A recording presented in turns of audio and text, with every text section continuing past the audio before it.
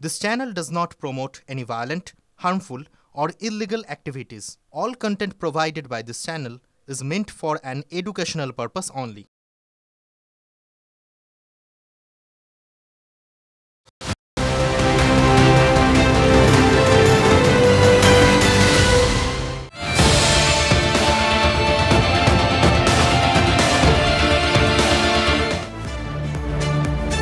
দেখছেন টিভি9 বাংলা, রয়েছে আমি শুভজিৎ মিত্র। ঘড়ির কাঁটা বলছে .7টা। শুরু করছি প্রাইম টাইম ডিবেট। বাংলা যা ভাবে। লোকসভা ভোটের দিন ঘোষণা হয়েছে, এখনো 72 ঘন্টা হয়নি। তার মধ্যেই বাংলা নিয়ে ইতিমধ্যেই পদক্ষেপ করতে শুরু করে দিয়েছে জাতীয় নির্বাচন কমিশন। বড় পদক্ষেপ আজকে বিকেলে। পিসিআর কে বলবে একবার বিগলে দেখানোর জন্য। অ্যাকশনে কমিশন, পিসিআর বিগল। অপসারিত ডিজি, ভোট বিজ্ঞপ্তি জারি হতেই অ্যাকশনে জাতীয় নির্বাচন কমিশন। রাজ্য পুলিশের ডিজি রাজীব কুমারকে সরিয়ে দেওয়া হলো। রাজীব কুমারকে সরিয়ে দিল জাতীয় নির্বাচন কমিশন। একেবারে 72 ঘন্টার মধ্যে অ্যাকশন। নির্বাচনের সঙ্গে সরাসরি যোগ নেই এমন পদে রাজীবকে নিয়োগ। রাজ্যের মুখ্য সচিবকে চিঠি দিয়ে নির্দেশ নির্বাচন কমিশনের তরফে। এবারই প্রথম নয়, আগেও ভোটের মুখে রাজীব কুমারকে সরানো হয়েছিল 2016। নিশ্চয় মনে আছে আপনাদের, তখন নগরপাল ছিলেন তিনি কলকাতার। রাজীব কুমারের বিরুদ্ধে বারবার পক্ষপাতিত্বের অভিযোগ করেছে বিরোধী রাজনৈতিক দলগুলো। তার পরিবর্তে বিবেক সহায়কে দায়িত্ব দেওয়া হয়েছে ডিজি হিসেবে। আমরা তো যাব, তবে তার আগে ওই যে বললাম, এ রাজ্যে কোনো কিছু হলেই রাজনৈতিক একটা তরজা শুরু হয়ে যায়। কোন পক্ষ কি বলেছেন শোনাই, তারপর আসবো আলোচনায়। আমরা দেখেছি সারদা কাণ্ডে উনি অভিযুক্ত ছিলেন, ওনাকে সিবিআই ধরতে গেছিল, মুখ্যমন্ত্রী তারও ধর্নায় বসলেন। অতএব উনি প্রথম থেকেই তো বোঝা যাচ্ছিল যে পার্শিয়াল। এরকম পার্শিয়াল কোনো লোককে রেখে পদে রেখে সেখানে নির্বিঘ্নে ভোট হতে পারে না। নির্বাচন কমিশন সঠিক সিদ্ধান্ত নিয়েছে। ইলেকশন ঘোষণার পর প্রথমেই জাতীয় নির্বাচন কমিশনের তরফ থেকে যে পদক্ষেপ দেখা গেল, তাতে আমরা এইটুকুই বলতে পারি আপাতত বিজেপি সমস্ত এই ধরনের প্রতিষ্ঠানগুলোকে দখল করতে চাইছে। তারা এজেন্সিগুলোর দখল নিয়ে নিয়েছে, চাইছে এই ধরনের স্বাধীন সংস্থাগুলিকে তারা দখলদারিতে নিয়ে এসে তাদের নিজস্ব এজেন্ডা, তাদের দলের কর্মসূচি, তাদের দলের যে সুবিধা হলে কিসে হয়, সেই ধরনের কাজ করতে চাইছে ভারতীয় জনতা পার্টি। আমরা স্বাগত জানাচ্ছি ইলেকশন কমিশনকে। আমরা বলেছিলাম শুধু রাজীব কুমার নয়, তৃণমূলের যত দালাল, ইনএফিসিয়েন্ট, চোর চোট্টা পুলিশ অফিসার আছে তাদেরকে সরাতে হবে নির্বাচনী কাজ থেকে। এই মুহূর্তে আমার সঙ্গে রয়েছেন অতিথিরা। কে কে রয়েছেন চট করে পরিচয় করিয়ে দিয়ে। শঙ্কুদেব পণ্ডা রয়েছেন বিজেপির তরফ থেকে, স্বাগত। বিশ্বজিৎ দাস রয়েছেন বিশ্লেষক, স্বাগত। শিক্ষাবিদ রয়েছেন কাজী মাসুম আক্তার, স্বাগত। কোহিনুর মজুমদার তৃণমূল কংগ্রেসের তরফ থেকে, স্বাগত। এবং আমাদের সঙ্গে বাইরে থেকে আলোচনায় যোগ দিয়েছেন প্রাক্তন পুলিশ কর্তা অনিল জানা। অনিল বাবু, আপনাকে স্বাগত। কোহিনুরের কাছে যাই। কোহিনুর, এ তো প্রথম নয়। 16তে আমরা দেখলাম রাজ্য পুলিশের কলকাতার নগরপালকে পরিবর্তন করা হয়েছিল, 19-এ আমরা দেখলাম পরিবর্তন করা হয়েছিল, 21-এ আমরা দেখলাম পরিবর্তন করা হয়েছিল। মানে কেন, এটা কি কারণে হচ্ছে? রাজ্য পুলিশের ডিজি হোক বা কলকাতার পুলিশ কমিশনার, রাজ্য যাকেই বসাচ্ছে নির্বাচন কমিশন সরিয়ে দিচ্ছে, ভরসা রাখতে পারছে না। দেখুন, নির্বাচন কমিশন ভরসা রাখতে পারছে না, এবং নির্বাচন কমিশন যাদের উপর ভরসা রাখছে তাদের দিয়ে নির্বাচন করানোর পর দেখা যাচ্ছে বাংলার মানুষ তৃণমূল কংগ্রেসের উপর ভরসা হচ্ছে। বছরের পর বছর এটা হয়ে গেছে। 2016 হয়েছে, 19 হয়েছে, 21 হয়েছে, 24ও হবে, এটা আমাদের এক্সপেকটেশনই ছিল। এসে নির্বাচন কমিশন, যে নির্বাচন কমিশনের ইলেকশন প্রসেস, মানে যে নির্বাচন কমিশনকে সিলেক্ট করার প্রসেস, সেই প্রসেসটা নিয়েই কোয়েশ্চেন মার্ক হয়ে গেছে। ভারতের প্রধানমন্ত্রী, তিনি একজন দলের নেতা, সংখ্যাগরিষ্ঠ দিয়ে নির্বাচন কমিশন করছে। দাঁড়ান, প্রশ্ন হচ্ছে যে রাজ্য যাদের উপর ভরসা রাখছে, নির্বাচন কমিশন কারোর উপর ভরসা রাখতে পারছে না। নির্বাচন কমিশনটা কে? নির্বাচন কমিশনকে সিলেকশন করেছে কে? যেই ব্যাটসম্যান সেই তো আম্পায়ার, সেই বোলার। যিনি প্রধানমন্ত্রী, মাননীয় প্রধানমন্ত্রী, তার একজন ক্যাবিনেট রিপ্রেজেন্টেটিভ ঢুকিয়ে দেওয়া হয়েছে এখানে। সংখ্যাগরিষ্ঠতা তার আছে, এবার সে তার নিজের লোককে তো বসাবে। সেটা করার পর যা হওয়ার তাই হবে। কিন্তু আমি আবার বলছি, হিস্ট্রি উইল রিপিট ইটসেলফ। 16তেও হয়নি, 19এও হয়নি, 21এও হয়নি, 24এও DG, AG, BG, CG, CP, ADG, OC, IC, constable, home guard, কোনো কিছু বদলেও এখানে বিজেপিকে নির্বাচন জেতাতে পারবে না। শঙ্কু, এবং 2021 সালে যদি কাউন্টিংটা এদের অনুগামী বিডিও এবং ইলেকশন অফিসাররা নিয়ন্ত্রণ না করতেন তাহলে নির্বাচনের ফলাফল অন্য হতো। যেমন চেষ্টা করেছিলেন আলোটালো নিভিয়ে, আমি শেষ করে নি, চেষ্টা করেছিলেন আলোটালো নিভিয়ে নন্দীগ্রামে করার, শেষ পর্যন্ত করতে পারেননি, তাই ফল কী হয়েছে আপনারা দেখেছেন। আমার বক্তব্য সে কারণেই 3 থেকে প্রায় 75-এ পৌঁছেছে ভারতীয় জনতা পার্টি, ক্ষমতায় চলে আসতো, বাকিটা লুটে নিয়েছে বলে। আজকে এই যে সিদ্ধান্ত ইলেকশন কমিশন নিয়েছেন তাতে স্পষ্ট হয়েছে যে এরা এখানে শাসকের আইনি চালান, আইনের শাসন পশ্চিমবাংলায় নেই। 7 দফা নির্বাচন করতে হয়েছে, পরিস্থিতি অত্যন্ত ভয়ানক, সেই কারণে পুলিশ দিয়ে শুরু হয়েছে, এরপর কাউন্টিং পর্যন্ত গিয়ে শেষ হবে। তাহলেই দেখবেন এখানে গণতান্ত্রিক ব্যবস্থায় নির্বাচন হবে। কিন্তু আমার শুধু একটাই অনুরোধ, ওনাকে বলা হয়েছে অন্য নির্বাচন সংক্রান্ত বিষয় নয় এমন দায়িত্বে রাখার, এই রাজ্যের কোনো জায়গায় ওনাকে দায়িত্ব রাখা হচ্ছে সমীচীন নয় বলে আমরা মনে করি। এবং শুধু তাই নয়, আমাদের আরও এক ধাপ এগিয়ে গিয়ে নির্বাচন কমিশনের কাছে আবেদন, অন্যান্য ক্ষেত্রে যেমন আপনারা বিশেষ বিশেষ লোকের ওপর মনিটরিং বসান, তেমনি ওনার ওপরেও নির্বাচনের সময় মনিটরিং রাখা উচিত। কারণ উনি এর আগে আইটির দায়িত্বে ছিলেন, টেলিফোন ওনার কাছে থাকে, উনি অনেক কিছু করেন অনেক ফোন দিয়ে।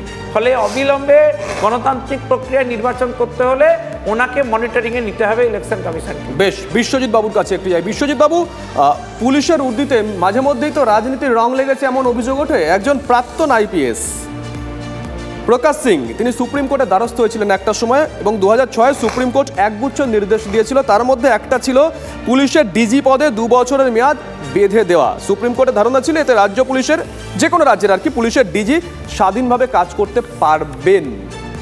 নির্দেশটা পালন করা হয় যথাযথ? একদমই হয় না। বিভিন্ন ক্ষেত্রে বিভিন্ন রাজ্যে আমরা দেখেছি পুলিশের সঙ্গে রাজনীতি মিশে যায়, আর সেই পুলিশের সঙ্গে যখন রাজনীতি মিশে যায়, সাধারণ মানুষের যখন পুলিশের কাছে যায়, যে রাজ্যে যে রাজনৈতিক দল ক্ষমতায় আছে। এখন নির্বাচন কমিশন তাদের কার্যকরী একটা ভূমিকা নিয়েছে। কেন? এখানে দেখা গেল যে বিরোধী দল যে অভিযোগ করেছে তার মান্যতা দিয়েছে। একটু আগে কোহিনুর বলছিল যে কেন্দ্রীয় নির্বাচন কমিশন কেন্দ্রীয় সরকারের আশীর্বাদ পুষ্ট, ঠিক একইভাবে বিরোধীরা অভিযোগ করেন রাজ্য নির্বাচন কমিশন রাজ্য সরকারের আশীর্বাদ পুষ্ট।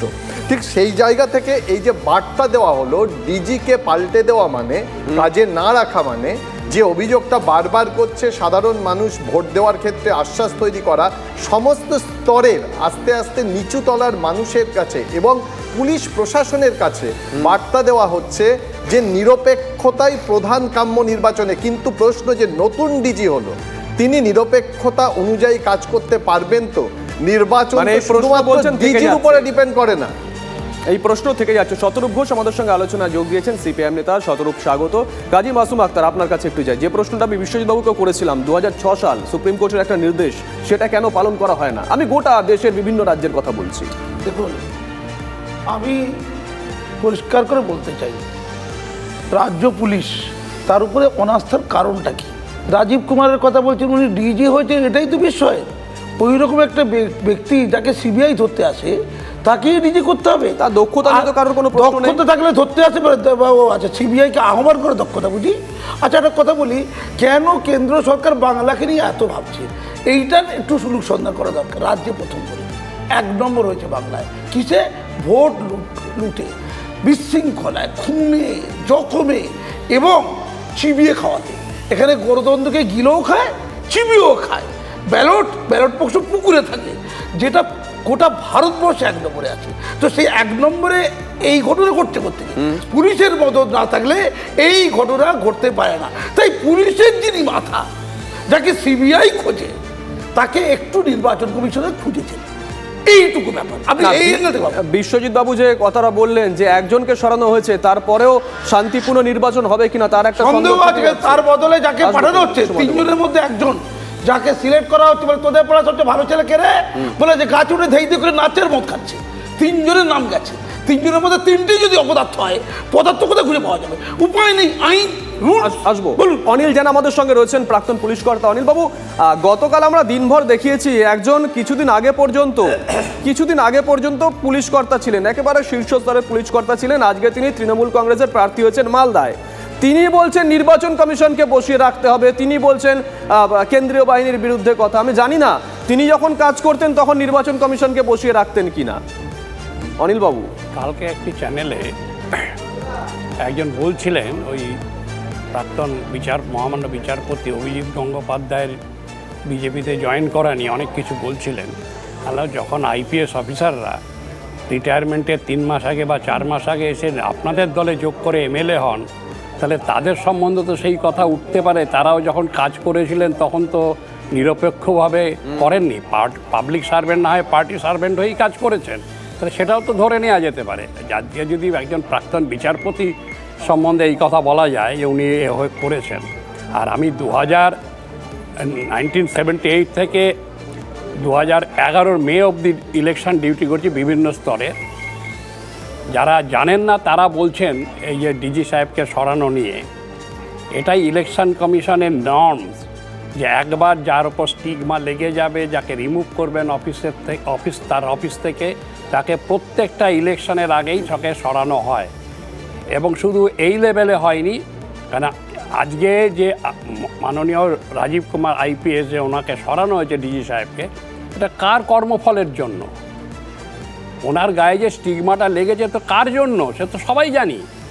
আর দ্বিতীয় কথা হচ্ছে, শুধু উনি গেছেন তা নয়, এরপরে হয়তো সার্কুলার চলেও যাবে প্রত্যেক থানাতে, কোন ইন্সপেক্টর পর্যায়ে যারা থানার ওসি তাদের কার বিরুদ্ধে ক্রিমিনাল কেস আছে বা কে আগে তাকে রিমুভ করা হয়েছিল, যে পোস্টেই থাকুক, সেই লিস্ট তারা নিয়ে নেবেন, নিয়ে তাদেরকেও সরিয়ে দেওয়া হবে। এটাই নিয়ম।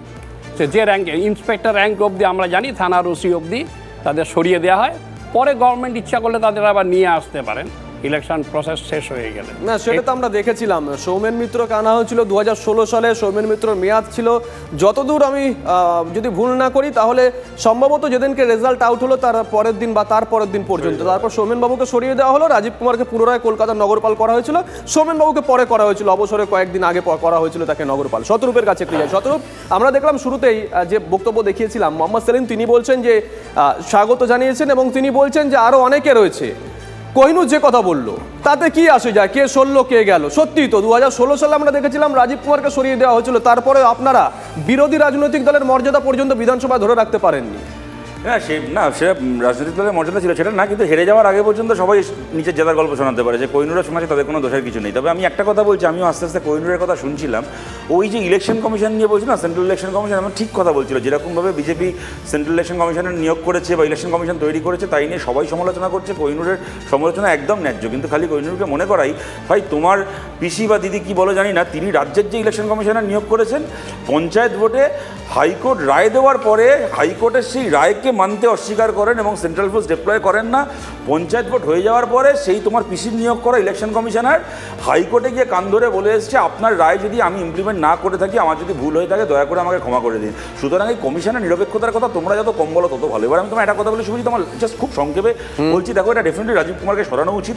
কারণ রাজীব কুমারের যা ভূমিকা আমরা গত 5-7 বছরে আমরা দেখেছি, না রাজীব কুমার সরুক আর রাজীব হাসিনা থাকুক, আপনাদের ভোটে কি প্রভাব? না, সেটা তো অন্য কথা। দেখো, সেটাই তো প্রশ্ন। না শুভজিৎ, সেটা প্রশ্ন। আপনারা স্বাগত জানাচ্ছেন, আপনি রাজনৈতিক দলের প্রতিনিধি, আপনি বলবেন না এটা ফেয়ার গ্রাউন্ডে লড়াই হবে, তারপরে যদি হেরে যাই সেই হার আমাকে মেনে নিতে হবে। 16 তো হয়নি ফেয়ার গ্রাউন্ডে, রাজীব কুমারকে সরিয়েও? না হয়নি তো, কেন হয়নি? আমি অনুজ শর্মাকে সরিয়ে হয়নি, না হয়নি, কেন হয়নি আমি তোমাকে বলছি। 21 হয়নি। 16-র হারটাকে আমরা খালি তার জন্য বলবো না, 16 আমরা হেরে গেছি রাজনৈতিকভাবে, কিন্তু আমি কথাটা কাইন্ডলি তুমি যদি শোনো, দেখো আমি এই কারণে বলছি, কথাটা হচ্ছে ধরো আজকে রাজীব কুমারকে সরিয়ে যাকে আনা হয়েছে তিনিও কিন্তু জানেন যে ইলেকশনের রেজাল্ট বেরোনোর পর থেকে 2026 পর্যন্ত তাকে মমতা বন্দ্যোপাধ্যায়ের আন্ডারেই কাজ করতে হবে। কথাটা আমি কেন বলছি শুভজিৎ, তুমি নিশ্চয়ই আমার সাথে একমত হবে, বা এখানে আরও যারা রাজনৈতিক দল করে, প্রত্যেকবার আপনাদের কোনো প্রভাব পড়বে না ইলেকশনে, বলে নি কাইন্ডলি। ইলেকশনটা চলাকালীন প্রত্যেকবার বিভিন্ন সরকারি আধিকারিক, পুলিশ তাদের ভূমিকা নিয়ে কমিশনের কাছে রিপোর্ট জমা করে, অনেক ক্ষেত্রে কমিশন ব্যবস্থা নেয়ও, কিন্তু তারপরে কি হয়, যেদিন ইলেকশনটা শেষ হয়ে গেল তার পরের দিন থেকে কমিশনের আর কোনো দায় থাকে না, তাদেরকে আর খুঁজে পাওয়া যায় না। অতএব এই যে অভিযোগগুলো জমা পড়লো, প্রতিটা পেন্ডিং থাকে, একটারও বিচার হয় না। আমি একটা সহজ কথা তোমায় বলছি, না তাহলে যতক্ষণ পর্যন্ত আমি তুমি রাজীব কুমার কথা শুনে নেওয়ার পরে কোনো লাভ হয়নি, এবার কি হবে?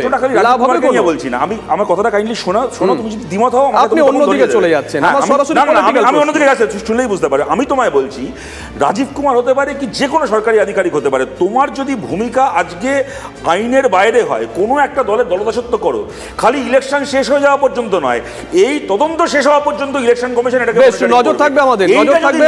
কোহিনূর হাত তুলেছে, অনেকগুলো প্রশ্ন। কোহিনূর 10 সেকেন্ড ব্রেক নিতে হবে, ব্রেক নিতে হবে। এক হচ্ছে যে সিবিআই নিয়ে এত কথা হচ্ছে, রাজীব কুমারকে কবে সিবিআই তাড়া করেছিল? আজও কি রাজীব কুমারকে দেখা যাচ্ছে না? সিবিআই দেখতে পাচ্ছেন, আমরা সবাই দেখতে পাচ্ছি। আপনি ইন্টারভিউ করছেন, সিবিআই খুঁজে পাওয়া যাচ্ছে, সিবিআই কে খুঁজে 2019 তেসরা ফেব্রুয়ারি। আইন দুই হচ্ছে, আমি শতরূপ দাকে একটা কথা নিশ্চয়ই বলি যে নির্বাচন কমিশনের সময়, রাজ্য নির্বাচন কমিশনের সময় যে এফআইআর গুলো হয় সেগুলোকে পুলিশ কমপ্লাই করতে হয়, এবং সেই জন্যই আইএসএফ এর কমপ্লেনে আরাবুল ইসলাম অ্যারেস্ট হয়েছে।